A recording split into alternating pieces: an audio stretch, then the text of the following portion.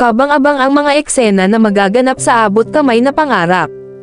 Nag-uusap si Robert at Zoe. Nakikiusap si Zoe na kung maaari ay wag nang kasuhan ni Robert ang mami niyang si Moira.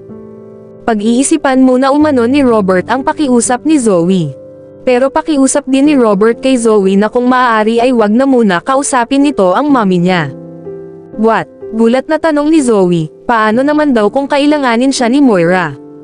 Tumayo na si Robert, at dito inulit niya ang kanyang pakiusap na wag muna kausapin ang mami niya.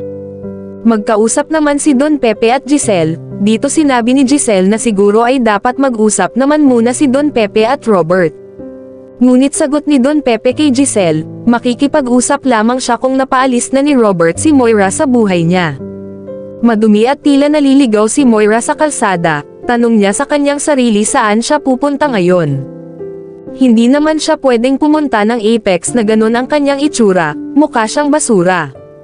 Bigla niyang naalala ang M Gourmet, ang restaurant na pagmamay-ari ni Moira.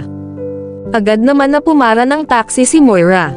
Habang papahinto ang taxi sa gilid ng kalsada, ay siya naman sunod ni Moira dito. Ngunit sa pagbukas ng pinto ay may pasaherong sakay pala umano ang taxi, at si Lynette ang pasaherong bumaba sa taxi na pinara ni Moira.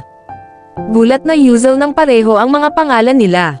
Moira, sabi ni Lynette. Lynette, sabi naman ni Moira. Makakatakas pa nga ba si Moira? Itutuloy pa ba ni Robert ang kaso laban kay Moira? Abangan ang mga susunod na kaganapan sa abot kamay na pangarap. Kung nagustuhan nyo po ang aking munting video, please like, comment and subscribe. Thank you for watching Camille VMB Official.